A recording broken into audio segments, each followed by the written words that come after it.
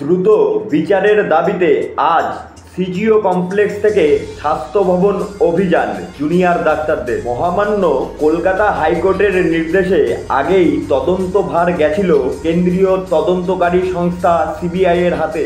এবার আরজিকর মেমোরিয়ালের নিরাপত্তার দায়িত্ব গেল কেন্দ্রীয় বাহিনী অর্থাৎ সিআইএসএফ এর হাতে। নিরাপত্তা প্রসঙ্গে রাজ্য প্রশাসনের উপর আস্থা রাখল না দেশের শীর্ষ আদালত। 22শে আগস্টের মধ্যে মহামান্য সুপ্রিম কোর্ট স্ট্যাটাস রিপোর্ট চেয়েছে সিবিআই এর কাছে।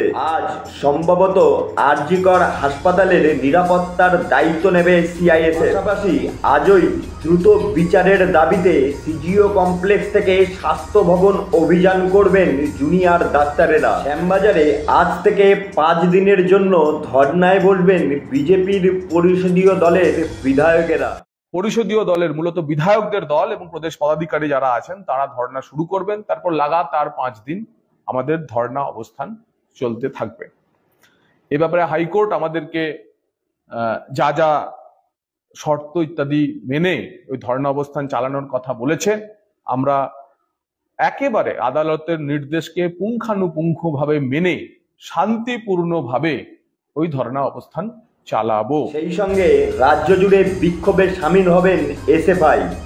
নারকীয় ঘটনার প্রতিবাদে আজ পথে ক্রীড়া জগৎ, থাকতে পারেন সৌরভ গাঙ্গুলিও। আরজিকর কাণ্ডে নিজেদের ঘরেই অস্বস্তিতে রাজ্যের শাসক দল।